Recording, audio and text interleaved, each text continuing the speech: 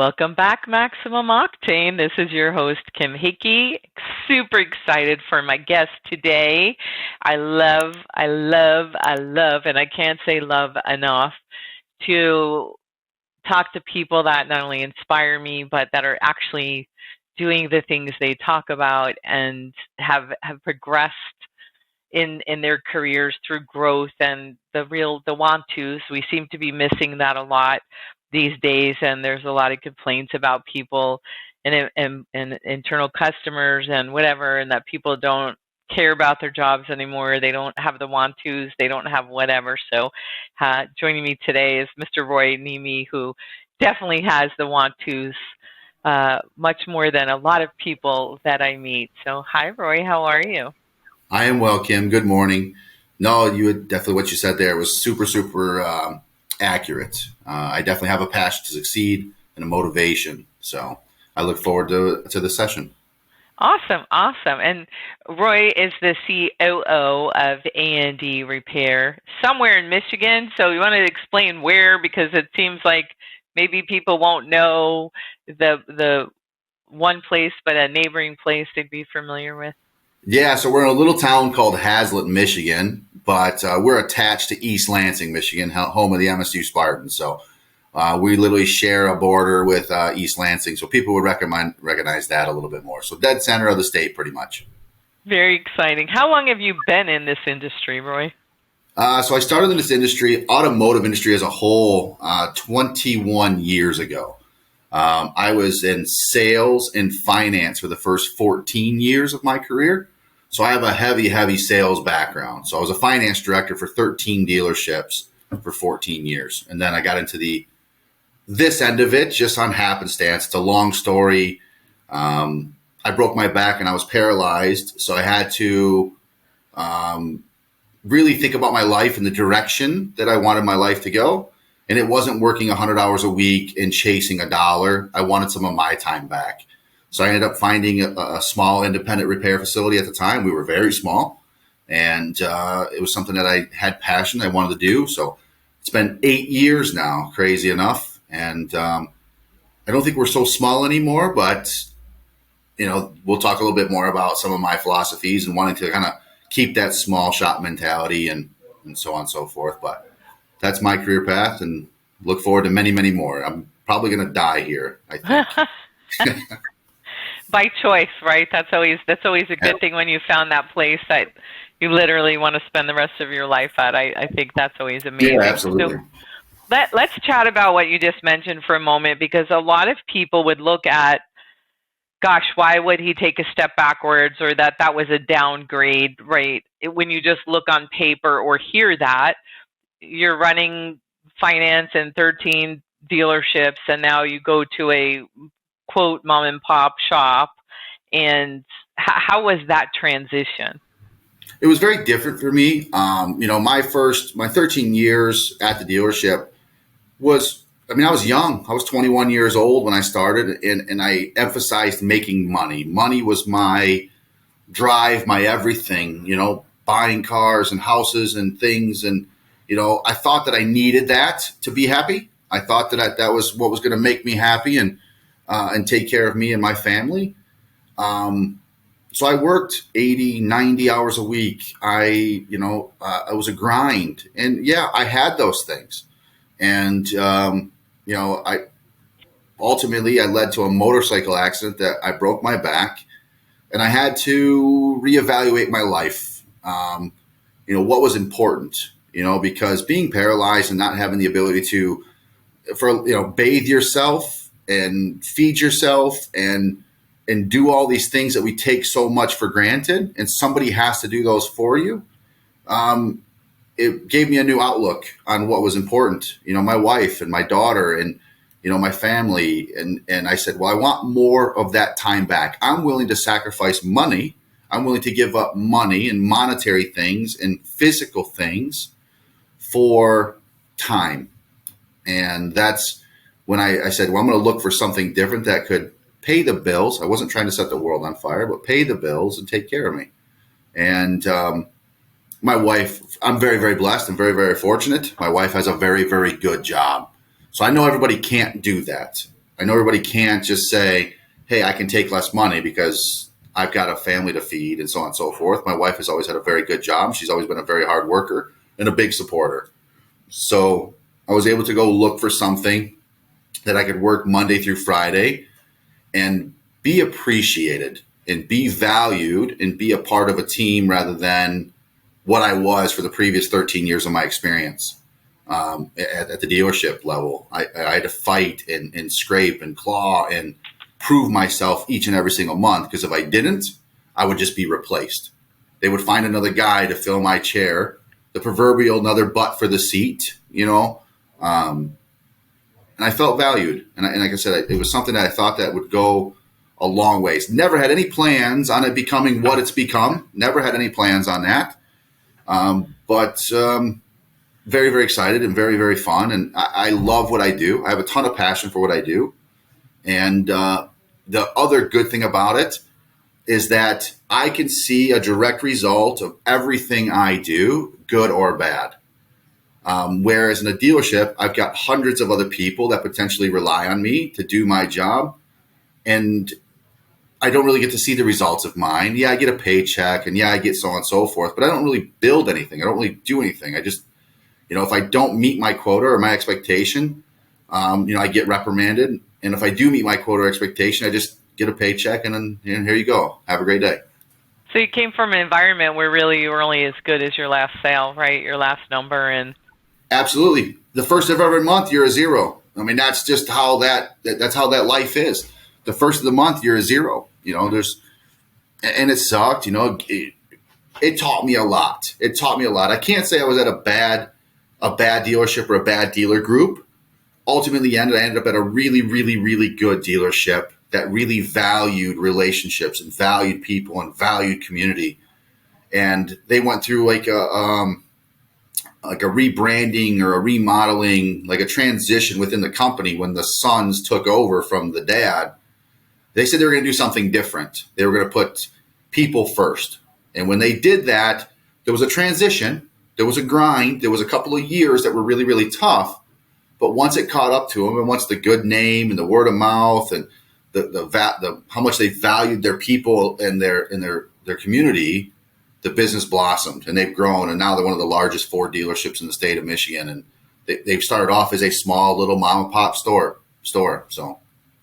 That's amazing. I know people first is an important slogan for you and sort of a mantra that I definitely want to get to. And on the last piece of with you being home, one of the things when we talk to, whether they're the COO, the CEO, a service manager, but as people get halfway, I would say the halfway point through their career, they start looking and second guessing and saying, boy, were those missed soccer games worth it? Was this worth it? And yeah, I had great cars, or I had a big house, or I had whatever, but it didn't fulfill me. And you see a lot of people now, even with the tiny house nation and the minimalism and things, that people are really starting to, I think as a whole, look at the quality of life and what is truly important and making decisions to say yes. We're perfectly willing to live in a smaller home or eat out less or do whatever so that we can spend more quality time with what's important to us. And so I just love that you really looked at all of those things, because there isn't anybody that, what do they say, when you come to the end of your time, no one ever looks back and says, gee, I wish I would have spent less time with my loved ones. I wish I would have, had less life experiences, or it's always, I wish I didn't work so much. I wish I didn't miss so much. And so I really invite everybody to listen to Roy's words from the beginning of this and throughout it, and think about, and even if your significant other or whoever doesn't have a great job, there's so many things we can cut out of our expenses and things if there's a trade-off, right? And so what is it? It's almost like when we talk to business owners about paying a higher manager salary or any of that, it's the freedom tax. It's like, what are you willing to trade and what are you willing to do? And the more people in these generations and coming up, the time is so much more important to them than the actual paycheck. And we have to revamp our thinking a little bit. A lot of business owners are still in the money, money, money thing, and that doesn't translate to a lot of people we hire today. So that's just, I love your story, and I love your passion, and would have been really easy to be like, oh, poor me, look at whatever. And you made some wonderful choices that have been able now to impact a lot of other people because you're doing amazing work here with what you're doing. So want to talk about that a little bit? What are some of the things that you're doing there? Yeah. So, long and short, it's been like I said, it's been an 8-year journey. When I came aboard, I think we were doing a lot of things right. Let's just say that we're doing a lot of things right. We had joined ATI. We had accepted a lot of the direction from our coaching. We had a manager in place that he was very good with customers, but bad at managing people. So we worked through that, and we had the opportunity, or I had the opportunity to step up because something happened within the shop. So I was able to lead a team and show a team respect and show a team value. And, one of the things that you talked about earlier was talking about like people before profit. And as much as we want to make a dollar and as much as we want to meet our margins, we are human beings. We are human beings. We need to be treated with respect. We need to be appreciated, and we need to be, taken care of and be told that not everybody needs to be told we're doing a good job. Some of us don't respond to that. Some of us respond to like paychecks and so on and so forth. But that was the biggest thing we were lacking. The biggest thing we were missing was that. So just made some changes in that regard. And one of the things I wanted to put on is work on building trust before building dollars. So I needed my team to trust me. I think we need shirts that say that. Build trust before you build dollars. I think we need a shirt, or at least a trucker hat. Which sparkles for me, of course, but wear it to the hat contest. No. And that was like one of the things we needed to work on. You know what I mean? The emphasis on like do more, do more, do more, do more. Yeah, we can do that all the time. But if that person that I'm leading or the team that we're leading doesn't trust me or doesn't trust that I have their back or their best intentions or I'm here for them, that I'm, not threatening them. If you don't do it, I'll find somebody else who will, because that those things are said. That does happen in the shop. We'd like to think it doesn't happen, but it does. It happens. Once we started working on that, we were able to really see what we were capable of and move forward. And the guys started producing 10, 20, 30% more and really starting to see dollars. When I started, we were a $700,000 shop. And in the short time that I've been here, we'll do just under $6 million this year combined. So wow. It works. It works. And it's not just for employees. It's for your customers too. People over profits for sure. We build trust before we build dollars. The money will follow. I promise you the money will follow. And if you can be super transparent and clear and emphasize that you care and have passion and you're there for them, people will open their hearts and their families to you and your business. I can't tell you what it's like to do business every day here because, I can explain to you that people come in and bring cookies and bring their grandkids and stop in to say hi. And there's so much that happens that's so incredible that I, never thought I'd have the ability to cultivate or to build within a business because of my past. We've been able to do that here, and it's been very, very successful, and we're going to continue to do it, and we're going to continue to grow. That's fantastic.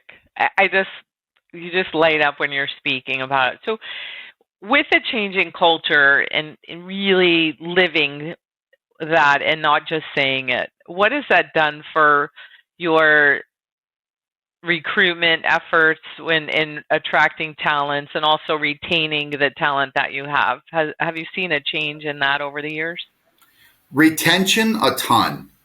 My guys are with me. They are my guys. When I say they're my guys, they're my people. They're my family. We spend more time with each other than we do our own wives and children, right? That's just the fact of the matter. Retention has been incredible. As far as getting people, that's a difficult one in our state. I'm sure anybody that's in our tri-state area, Michigan specifically, it's very difficult to go and find that superstar or that what we call A tech. So what we've resorted to is building our own ATEX. We started an apprentice program 5 years ago, just building them ourselves, getting them right out of trade schools, getting them out of the local colleges and stuff like that, tuition reimbursement programs, tool funds. I mean, there's a whole gamut of stuff that you can do, because that in turn buys some loyalty and has a lot of value amongst the people that you're willing to invest in their career. It's not just them having to do it. You're investing in their career monetarily, physically, mentally, spiritually, because we do our one-to-ones and things like that. I'll touch a little bit on that. The retention portion has been great. As far as building a pipeline of what we call ATEX, it's terribly difficult, and I can admit that. I mean, just recently, I had a gentleman that I met with, shop. He was the lead tech at a shop of 4, incredibly talented, incredibly gifted. Went over with what was important and what do you need and you in your life, and we were able to kind of meet and establish a common ground and something there. But ultimately, leaving someplace that he's been 12 years was too much. It was too much. So we got to grow them ourselves. My team, the oldest member of my team is 35 years old. And so we're very, very, very young. That is, because I think, what is the average age now for technicians is early 50s, I believe, late 40s, early 50s. Yeah, it's like early 50s. Like I said, my oldest technician on the floors is 35 years old, ASE Master Tech L2.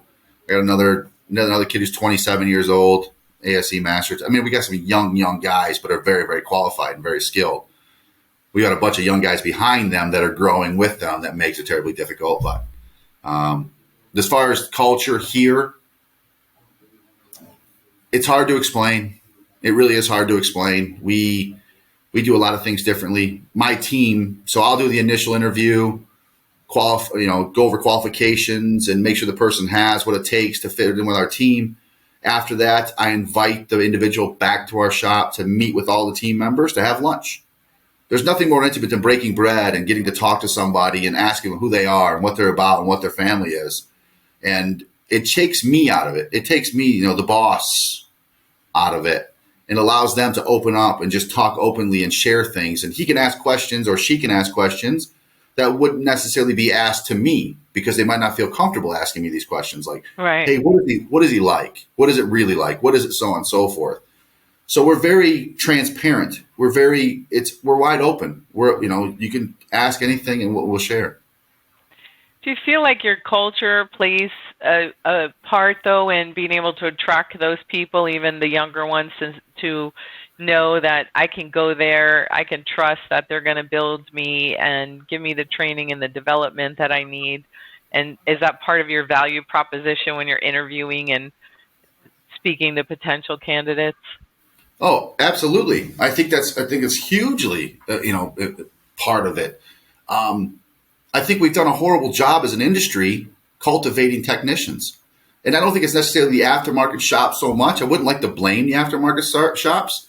I'd like to blame the dealerships. And then I'm sure there's some aftermarket shops that were in there. We get these young guys that have a ton of passion and want to work on cars and, learn and grow and build a career. But yet we're so quick to tear them down. We're so quick to just beat them up and just chew them up and spit them out versus,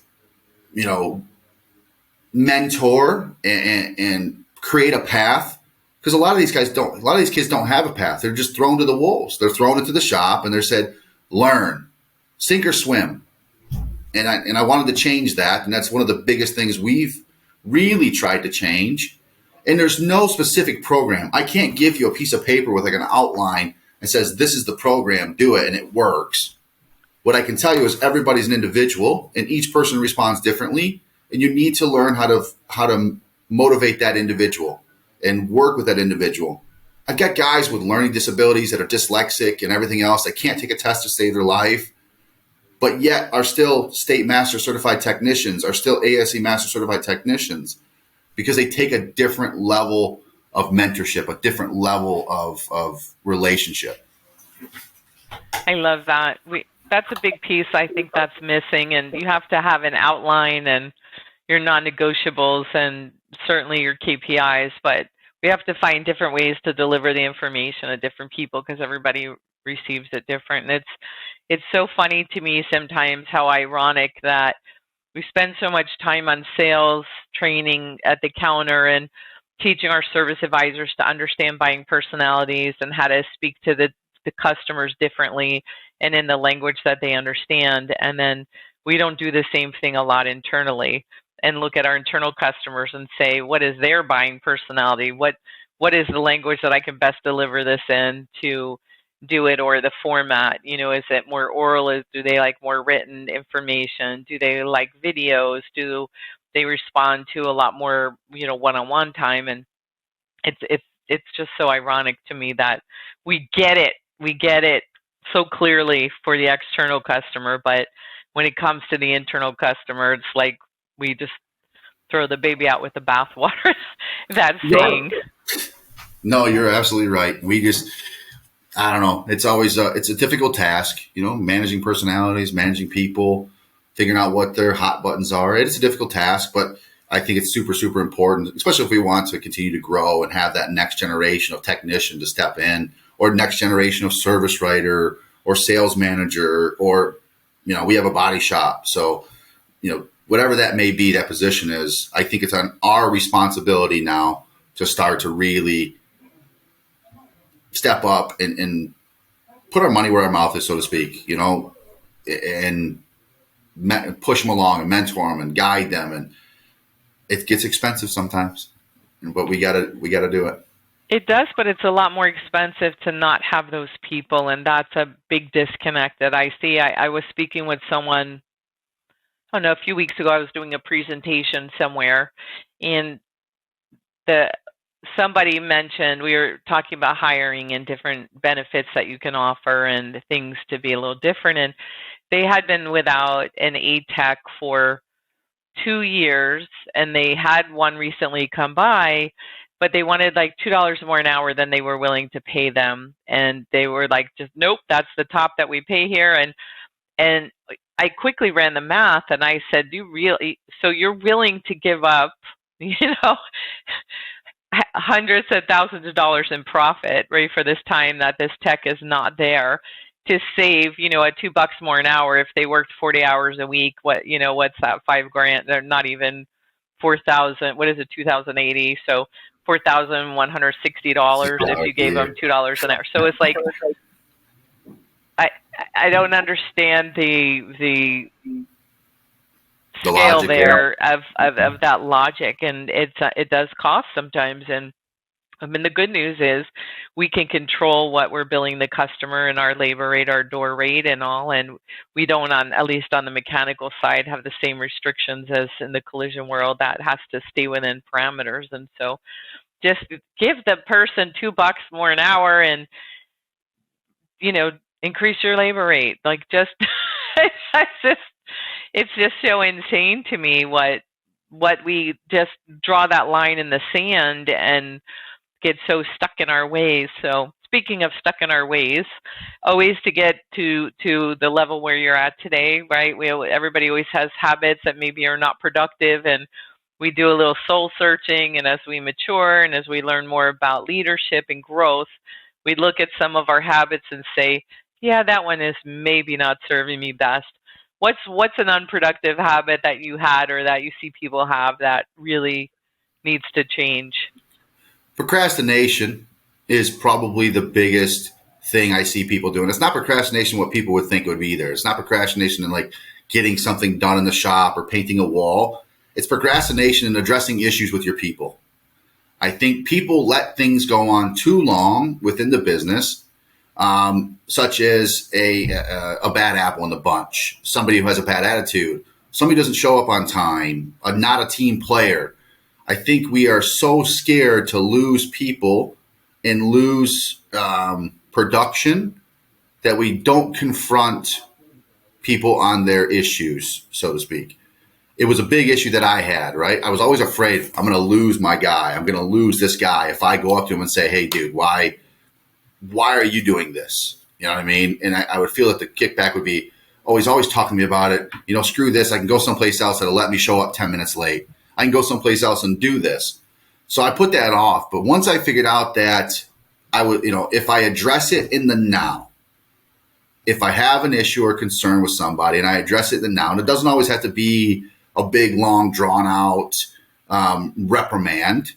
It's like, look, hey, man, like, why is this happening? Is there something in your life that's going on that's leading you to do this all the time? Is there something that I can help you with?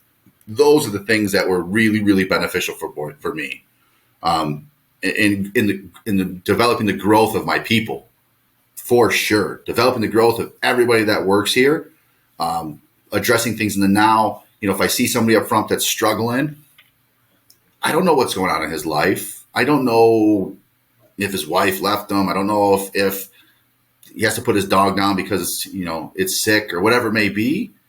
But I can ask a question. I can say, how are you doing? What's going on?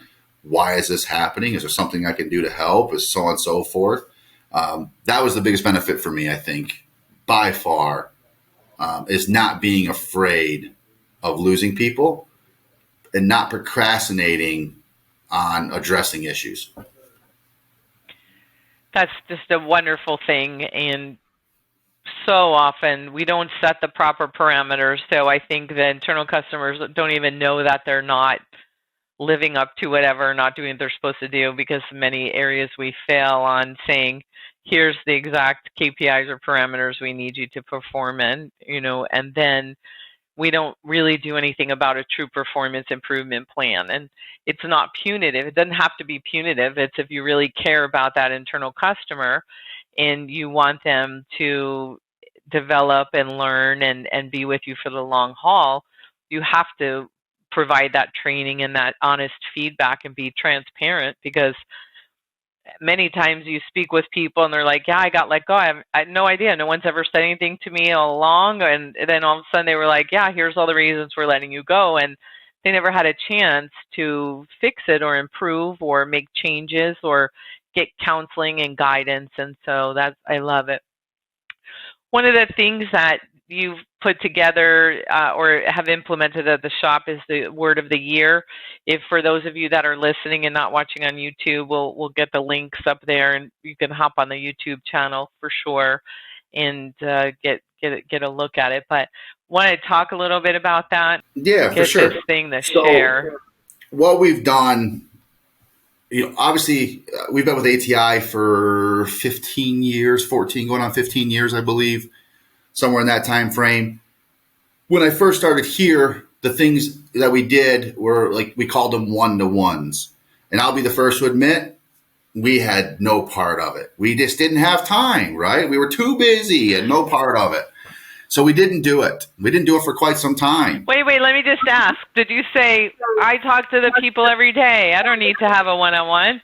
Yeah, so that was one of the things that we said that. We said, we meet in the mornings. We go over things at the end of the day. We talk to them all day long, but we didn't do the one-to-ones. We called it eating the elephant and how to eat it one bit at a time. And then I think we've now renamed them accountability sessions, and we can have a million names for it. But one of the things that I, especially for last year and this year, was a non-negotiable for me. It really resonated huge with this year, especially in our 20 group meeting, was naming non-negotiables. And mine this year was a one-to-ones. And I wanted something that was a little different than a quick sit down, things you do well, things you don't do well, things to improve, goals, blah, blah, blah, blah. I wanted something that was more personal, more interactive, that I got to learn a little bit more about them and what made them tick. So I found this really cool pamphlet that we can put up a link to it that talked about word of the year. And through that word of the year, it's got goal settings and it's got other things that help you track it. It's got a weekly journal and so on and so forth. But what I asked the group to do is everybody in my group, we've got 28 employees now, everybody in the group, pick a word for you to live by this year that means something to you. Everybody's different. Everybody's hot button is different. So they chose this word, and that's what we meet on. That's what we meet on every week, is what that word is, so to speak. But then we made it a little bit bigger. We talked as a group saying, what word kind of sums up everything that everybody is saying? Because most of it related back to, family and children and time and passion and things like that. And we came up with a group word collectively that was family. And so everybody had their own individual word of the year that meant something to them personally or professionally, whatever reason they did it. And then you picked a collective one for all of you as a team. As a team. So the way we looked at it was, when you're deciding to not do your job so well, when you're deciding to not show up, when you're deciding to do these things, are you living up to your word? You chose this word. This was the word that meant something to you, that you were passionate about, that has, lights a fire inside of you. It's what, makes you tick every single day. You chose that word. Are you living up to that word? Are you exceeding the expectations that you've set for yourself for that word? And what we ultimately did is said, okay, if we're going to have an individual word that we'll meet on, we're going to have a group, a team word. And we chose the word family. And the word family just resonated with everybody. And so we had these really, 4x8 banners printed, double-sided, that we hang in the shop that the guys can see every single day right next to the American flag. And it says, our link to the past, our bridge to the future, our refuge from the storm. That's what family should be. So when everything is, when the proverbial crap is hitting the fan, we need to come together collectively, not point fingers, not say so-and-so is doing X, Y, Z or whatever it may be. Come together collectively to solve a problem. And it also, I would like to think that family should hold you more accountable than anybody else should, period. So when a guy in the shop is not doing something correct, things aren't going, the guy's not doing it right, or he's taking shortcuts, the guy next to him can say, hey, look, man, that's not benefiting everybody. That's not benefiting you. You're not living up to your word. So we talk every week. The service manager meets with the technicians, and the body manager meets with the body technicians, and the service writers meet with me, and so on and so forth. But that's what we talk about every week. Are you living up to your expectations, your word? Have you done everything you can? Have you worked towards your goals that are measurable and attainable? What have you done to reach those goals and stuff like that? So we tie it back in, but I wanted a little more passion in it. I wanted a little more attachment to it. And I think that's helped us tremendously this year. Love it, love it, love it. I cannot even believe that our time is up already. So I definitely want to have you come back and speak more about this and all of the wonderful things that you're doing and your philosophies. And you're just an inspiration to us all. And everybody should have a Roy at their organization. I think that we can figure out how to clone you and bottle you, and we can just, package you out there for steps. So I thank you so much for sharing your story today, and I'll make sure we get the links up so you can see the picture. You have a link to the journal, and I thank you for being here. And everybody, stay safe, make good choices, and stay inspired. And we'll be back next week. And thank you so much, Roy. Hey, thank you guys. Kick butt today, everybody, and talk to you soon, Kim. All right. Bye-bye.